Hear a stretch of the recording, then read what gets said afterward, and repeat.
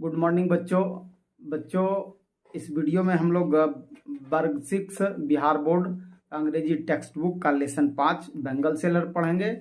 Bengal seller एक कविता है और यह कविता भारत कोकिला श्रीमती सरोजिनी नायडू के द्वारा लिखा गया है।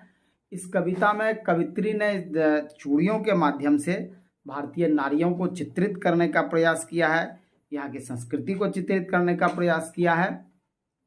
तो आइए हम लोग इस कविता को पढ़ते हैं, इसका हिंदी व्याख्या देखते हैं। और यह कविता वर्ग 6 के विद्यार्थियों के साथ साथ हायर क्लास के बच्चों के लिए भी उपयोगी है। बेंगल सेलर्स, चूड़ी विक्रेता। इस कविता का पहले हम लोग वार्मर देख लेते हैं। गर्ल्स एंड वुमेन, लड़कियां और औरतें are very fond of bangles, चूड़ियों की बहुत शौकीन होती हैं, उनको चूड़ियां बहुत पसंद होता है। कैन यू गिव रीज़न, क्या आप कारण बता सकते हैं? फॉर देयर लाइकिंग, इसके इस पसंद का। अर्थात औरतों और लड़कियों को चूड़ियां बहुत पसंद होती हैं, क्या आप इस चूड़ियों को पसंद करने का कारण बता सकते हैं? चलिए अब हम लोग इस कविता को पढ़ते हैं। बेंगल सेलर्स, चूड़ी विक्रेता, आर वी, हम लोग होते हैं, हु बियर, जो कि ढोते हैं, ले जाते हैं। आवर शाइनिंग लोड्स, यहाँ शाइनिंग लोड्स का मतलब हुआ चूड़ियों का गट्ठर। टू द टेम्पल फेयर, मंदिर के मेले में। तो बेंगल सेलर, चूड़ी विक्रेता, हम लोग वे लोग होते हैं जो कि चूड़ियों के गट्ठर को मंदिर के मेले में ले जाते हैं। Bangle sellers are we who bear, चूड़ी विक्रेता हम लोग वो होते हैं जो कि ले जाते हैं। अब shining loads to the temple fair, चूड़ियों के गट्ठर को मंदिर के मेले में। हु विल बाय, कौन खरीदेगा? दिस डेलिकेट, इस नाजुक, ब्राइट और चमकीले, रेनबो टिंटेड मतलब सतरंगा, रेनबो मतलब इंद्रधनुष, इंद्रधनुष में 7 रंग होते हैं, कई प्रकार के रंग होते हैं। रेनबो टिंटेड मतलब रंग बिरंगे। सर्किल्स ऑफ लाइट, इस प्रकाश के घेरे को। सर्किल्स ऑफ लाइट का मतलब यहाँ हुआ चूड़ी, चूड़ी चमकीला गोल होता है, इसलिए यहाँ चूड़ियों को सर्किल्स ऑफ लाइट कहा गया है। इस प्रकाश के घेरे को, अर्थात इस नाजुक और चमकीले रंग बिरंगे चूड़ियों को कौन खरीदेगा? Lustre tokens of radiant lives, जो कि वैभवपूर्ण जीवन की निशानी है। For happy daughters and happy wifes, प्रसन्न बेटियों और प्रसन्न पत्नियों के लिए। अर्थात ये रंग बिरंगी चूड़ियां बेटियों और पत्नियों के सुखी और वैभवपूर्ण जीवन की निशानी है। आइए अब इस फर्स्ट स्टैंजा में आए कुछ महत्वपूर्ण शब्दों को सीख लेते हैं। यहाँ 1 नंबर में शाइनिंग लोड्स। शाइनिंग लोड्स का मतलब बेंगल्स यानी चूड़ियां।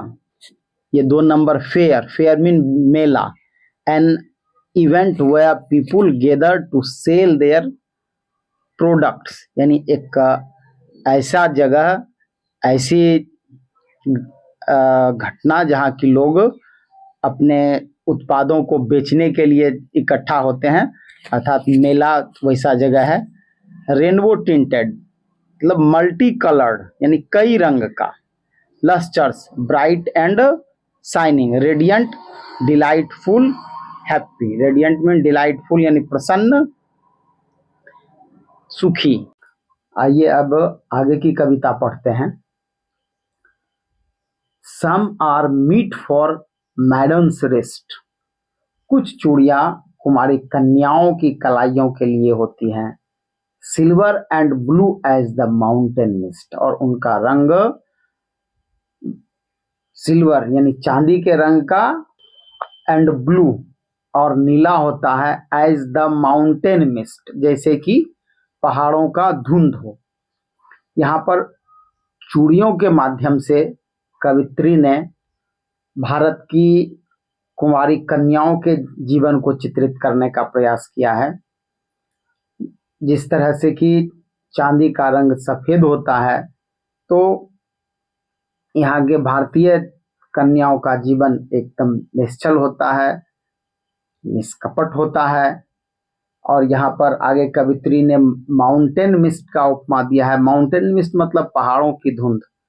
पहाड़ों पर जो जहाँ धुंध होता है वो आगे का कुछ नहीं दिखता।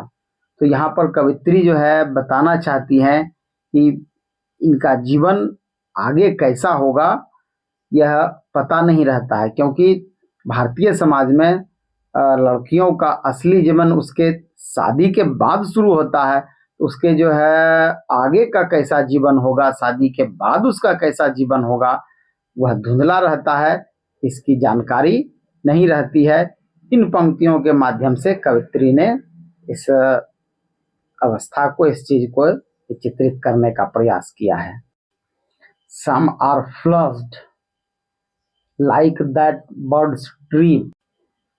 Some are flushed यानी कुछ चूड़ियां लालिमापूर्ण होती हैं, लाल होती हैं, like the birds that dream, जिस तरह से कि कलियों का स्वप्निम संसार हो। तो यहाँ पर कवित्री फिर भारतीय नारियों के जीवन का चरित्र चित्रण कर रही हैं, शादीशुदा महिलाओं के जीवन का चरित्र चित्रण कर रही हैं। जब किसी लड़की की नई शादी होती है तो उसके आंखों में अनेक सपने होते हैं। तो इस भाव को यहाँ पर ये हमारी कवित्री दर्शा रही है। On the tranquil brow of woodland stream, जंगल की नदी के तरह शांत। तो भारतीय महिलाओं का जीवन में स्थिरता आती है, उसके शादी के बाद एक तरह की शांति होती है। जीवन में जो उथल पुथल रहता है या उसके मन में जो उथल पुथल रहता है अपने भावी जीवन को लेकर, वो शांत हो जाता है। तो on the tranquil brow of woodland stream, जंगल के नदी के तरह से शांत, ये भारतीय महिलाओं के जीवन के इस पक्ष को उजागर करना चाह रही हैं यहाँ पर कवित्री। Some are glue with the blooms that clips, कुछ खिले हुए फूलों के समान गरिमामयी होती हैं। To the limped glory of newborn limbs, नवजात पत्तियों की तरह स्वच्छ और महिमामयी। इस कविता में कवित्री ने चूड़ियों के माध्यम से भारतीय नारियों के जीवन के विभिन्न पहलुओं को उजागर करने का प्रयास किया है, उसके जीवन यात्रा को दर्शाने का प्रयास किया है। एक ऐसी अवस्था होती है जब लड़कियां कुंवारी होती हैं, उसके बाद शादीशुदा अवस्था को दर्शाने का प्रयास किया है।